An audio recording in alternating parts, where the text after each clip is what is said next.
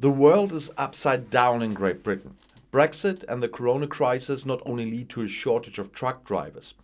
Bottlenecks are also noticeable in many other industries and with numerous products. And that's why today I want to give you a short overview of the shortage. There's hardly a word that appears more frequently in the British media than shortages.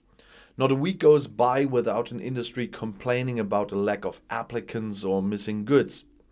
The Brexit nightmare is therefore getting worse for the British.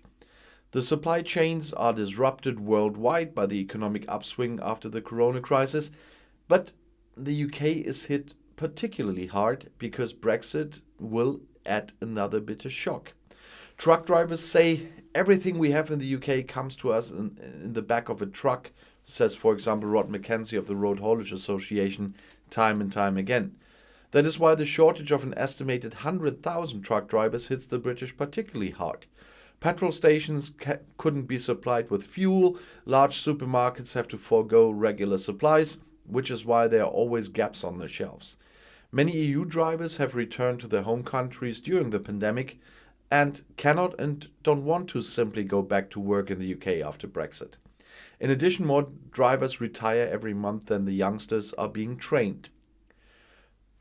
Fresh vegetables and fruit cannot be stored for long, so there are always gaps on the shelves when supermarkets wait in vain for deliveries.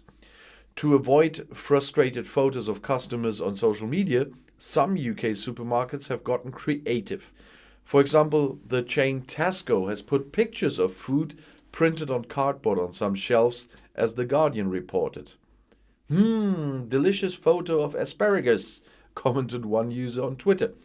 On request, however, Tesco said it had been using the printed cardboard boxes for a long time already. And there are bus drivers. Because logistics companies woo anyone who can drive a truck, wages in the industry have risen. British bus drivers are left behind, although they too suffer from long shifts and a lack of toilets. So people are now thinking that if we have to keep working in these Victorian conditions, we can drive a truck for £20 an hour instead of a bus for £10, said unionist Bobby Morton. That's why bus drivers are going to the other branch. According to the Confederation of Passenger Transport UK, there are currently around 4,000 bus drivers missing. You might have heard me say that in another video already. And connections have already been cancelled on some routes. And then there are bouncers. The British club industry lacks bouncers. During the pandemic, when clubs and bars were closed for many months, many had left the industry and looked for jobs with more, let's say, pleasant working hours, said the head of the Nighttime Industries Association, Michael Kill, and he said that to the broadcaster Sky News. Brexit did not help either, even if it's not the only factor that plays a role here, he says. According to the industry, around 1 in 5 clubs or restaurants in the UK had closed or restricted opening times due to a lack of staff by last month. And of course there's butchers. Many Britons still like to eat pork, but there are fewer and fewer people in the country who are willing to slaughter them. British pig farmers have warned in recent weeks that around 120,000 healthy animals would have to be culled on the farms and thrown in the trash if the situation did not improve. By the end of the year, up to 800 foreign specialists can apply for work visas, which allow them to stay in the country for up to 6 months. Yeah, keep on dreaming that they will come. There's also a maximum of 5,500 visas for the poultry industry. The UK's largest poultry producer had previously warned that turkeys could be scarce this Christmas. And there's nursing staff.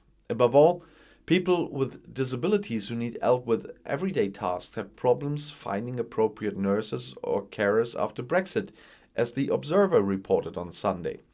In the meantime, applications have to be rejected on a regular basis, according to Peter Hendry from the Origin organization, which arranges nursing staff for people with spinal disorders. Katie Etherington, who runs the PA Pool personal care staff database, also reported that British applicants could not make up for the lack of European staff. And of course, I made a video about this a long time ago already, it's Christmas trees. Even the British Christmas party is not looking good. This Christmas season it will be more difficult to get hold of a real Christmas tree, said Mark Roffey from online retailer christmastrees.co.uk in a recent interview. This is due to the tight labor market, but also the cost of raw materials such as woods for pallets or fertilizer. At the same time, the demand for British fir trees is increasing because the import costs for trees from the EU have increased since Brexit due to bureaucracy and customs duties. In one of the British Brexit strongholds, by the way, according to a report, a Brexit museum that has been planned for a long time is now to open in 2023. The eastern English towns of Peterborough and Boston are still in the run, as the Telegraph reported on Saturday. In both places, there was a clear majority in favor of leaving the EU in the referendum. In Boston, even more than 70% approval. Around 50 locations for the museum had previously been considered.